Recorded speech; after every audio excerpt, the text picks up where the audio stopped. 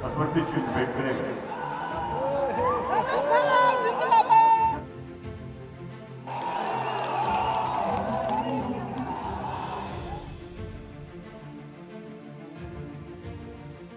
नमस्कार, मैं खजान और आप देख रहे हैं जनसत्ता। चुनावी बिसात के 15वें एपिसोड में आपका स्वागत है। बिहार के मुख्यमंत्री नीतीश कुमार अब दिल्ली जाने वाले हैं, यानी राज्यसभा चुनाव जीत गए हैं। राज्यसभा चुनाव जीतने के बाद ये लगभग तय है कि वो जल्द ही बिहार के मुख्यमंत्री पद से इस्तीफा दे देंगे। ऐसे में सबसे बड़ा सवाल यही है, नीतीश कुमार के बाद बिहार की कमान किसके हाथ में जाएगी? क्या उत्तराधिकारी पहले ही तय हो चुका है या फिर एनडीए के भीतर अभी भी मंथन जारी है? बिहार के नए मुख्यमंत्री को लेकर कई नामों की चर्चा चल रही है। इस बीच नीतीश कुमार ने खुद इशारों में बता दिया कि उनका उत्तराधिकारी कौन होगा। इस रिपोर्ट में हम आपको सभी संभावित मुख्यमंत्रियों के बारे में विस्तार से बताएंगे। इसके अलावा बात नीतीश कुमार के इफ्तार पार्टी की भी करेंगे, जिससे यह खास मैसेज देने की कोशिश की गई है कि भाई निशांत कुमार जो है वो नीतीश कुमार के उत्तराधिकारी हो सकते हैं। लेकिन सबसे पहले आपको नीतीश कुमार का वो वीडियो दिखाते हैं जिसमें वो इशारों में डिप्टी सीएम सम्राट चौधरी को अपना उत्तराधिकारी बता रहे हैं।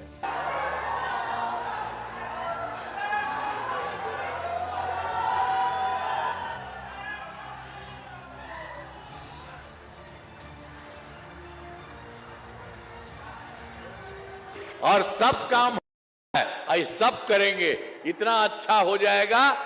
आप समझ लीजिए केंद्र का भी सहयोग है, बिहार बहुत आगे बढ़ेगा, हर राज्य आगे बढ़ेगा, तो आपका भी राज्य बहुत आगे बढ़ेगा। इन्हीं शब्दों के साथ आप सबको बहुत बहुत बधाई। अब सवाल उठ रहा है कि क्या नीतीश ने यह मैसेज देने की कोशिश की कि सम्राट चौधरी ही बिहार के अगले मुख्यमंत्री होंगे? यह भी प्रश्न खड़ा हो रहा है। क्या मुख्यमंत्री के लिए नीतीश की पहली पसंद सम्राट है? दरअसल मुख्यमंत्री का पद छोड़ने से पहले नीतीश कुमार समृद्धि यात्रा पर हैं। इस दौरान उनके साथ मंच पर सम्राट चौधरी होते हैं और वो भाषण के आखिर में सम्राट के कंधे पर हाथ रखकर कहते हैं कि अब यही सब कुछ करेंगे, मेरे काम को आगे बढ़ाएंगे। इस दौरान नीतीश कुमार लोगों से हाथ उठवाकर सहमति भी लेते हैं। मीडिया में माना गया कि नीतीश कुमार ने अपने उत्तराधिकारी का ऐलान कर दिया। इस पर जेडीयू की ओर से सफाई आई है, जिसमें कहा गया कि ऐसी कोई बात नहीं है कि नीतीश कुमार के उत्तराधिकारी सम्राट चौधरी है। अब आपको जेडीयू के नेताओं का बयान सुनाते हैं। सबसे बड़ी बात है कि सम्राट चौधरी जी मुख्यमंत्री जी के साथ उप मुख्यमंत्री के रूप में काम कर रहे हैं और लगातार उनके विश्वस्त सहयोगियों में से हैं। तो वो तो सब लोग वो तो कहते ही हैं, हर मीटिंग में कहते हैं, कोई आज नई बात थोड़े है। आप लोग ना किसी बात को नया बनाते हैं, ये तो हर मीटिंग में वो कहते रहे हैं, आगे यही लोग सब देखेंगे।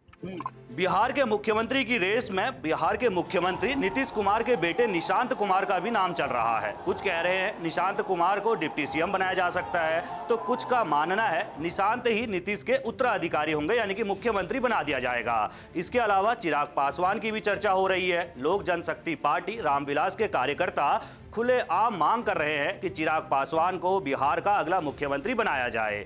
पटना में पोस्टर लग चुके हैं, ना दंगा ना फसाद हो, बिहार सीएम सिर्फ चिराग हो, और इसके साथ लिखा गया है सजाओ इनके सर पर ताज, तभी आएगा बिहार में स्वर्ण काल।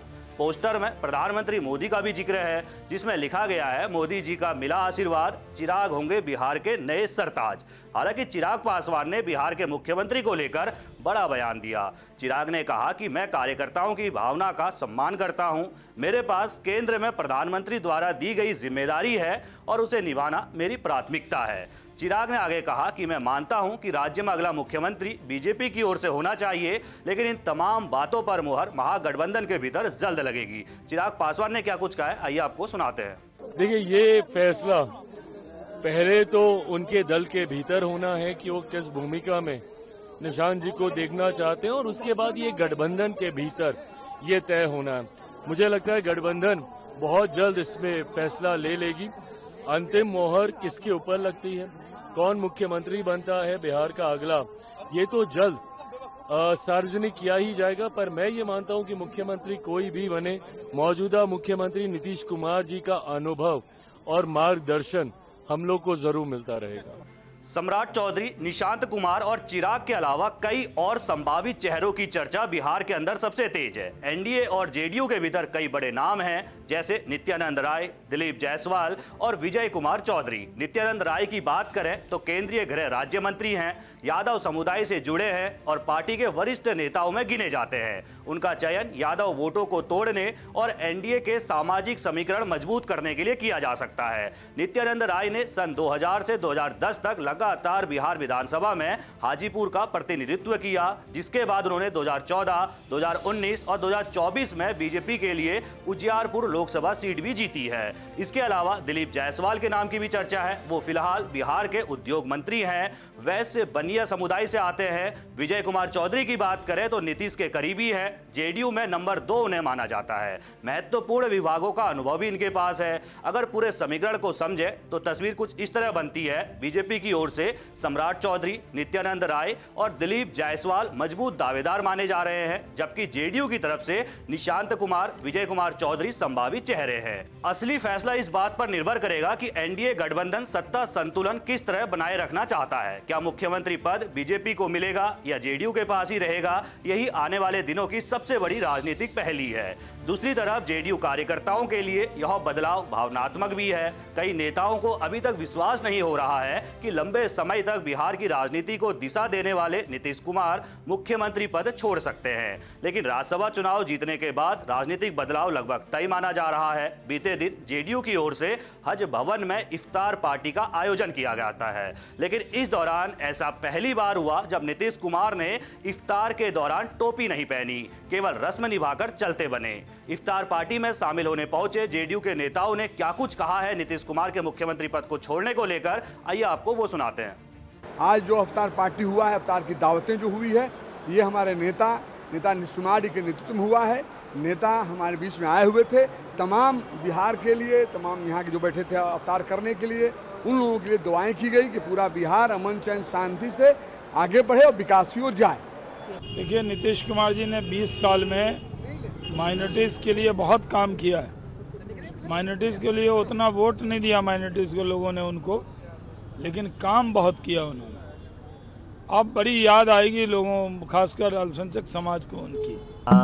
कभी भी कोई चीज़ आखिरी नहीं होता है, ये तो आप जानते हैं। निशांत जी को मुख्यमंत्री होली के 1 मार्च तक किसी ने कहा था कि मुख्यमंत्री जी जा रहे हैं, होली के दिन हो गया जा रहे हैं, इसलिए कल की बात कौन भविष्यवाणी कर सकता है? रहेंगे अभी? हाँ, हैं ही तो, रहेंगे, हैं ही। बिहार के मुख्यमंत्री किनको देखना चाहते हैं सर? हम तो निशांत जी चाहते ही हैं। अब ये हम नहीं कह सकते। हमारे मुख्यमंत्री नीतीश कुमार हैं और हम लोग तो चाहेंगे कि आगे भी मुख्यमंत्री नीतीश कुमार रहें। चाहेंगे आप? निश्चित चाहेंगे। सर, निशांत कुमार इस्तीफा की बात हो रही है। तब इस्तीफा दे देंगे तब फिर बात करिएगा ना। निशांत कुमार भी शामिल हो रहे हैं? हाँ, निश्चित। निशांत बाबू नौजवान है, इशारों में बहुत बड़ी बात बोल रहे हैं। नौजवान आदमी है तो इफ्तार में तो शामिल होवे ना करेंगे। हालांकि इफ्तार पार्टी के दौरान नीतीश के बेटे निशांत वैसे ही नजर आए जैसे पिछले साल नीतीश कुमार नजर आए थे, लगभग उसी तरह टोपी पहने हुए और रोजेदारों का स्वागत करते हुए। इस आयोजन के दौरान एक चीज और खास थी, निशांत कुमार एक खास वर्ग के पहचान को मजबूती देने वाली पल्ले वाली टोपी पहने नजर आए थे।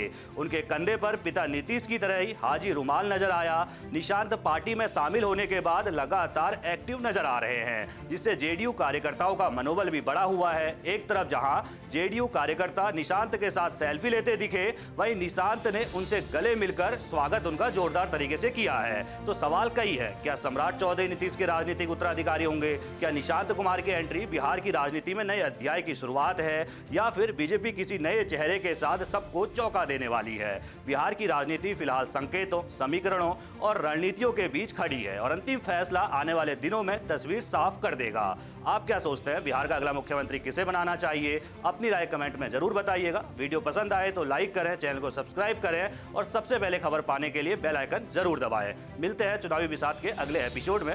नमस्कार। जहां नेता चले चालें और वोटर करे हिसाब, हर सीट पर तगड़ी जंग, हर गली में हंगामा, कुर्सी के खेल में छुपा है बड़ा ड्रामा। कौन जीता कौन हारा, संपूर्ण विश्लेषण, सत्ता का हर तड़का सिर्फ जनसत्ता पर। चुनावी बिसात सोमवार से शुक्रवार शाम 7 बजे।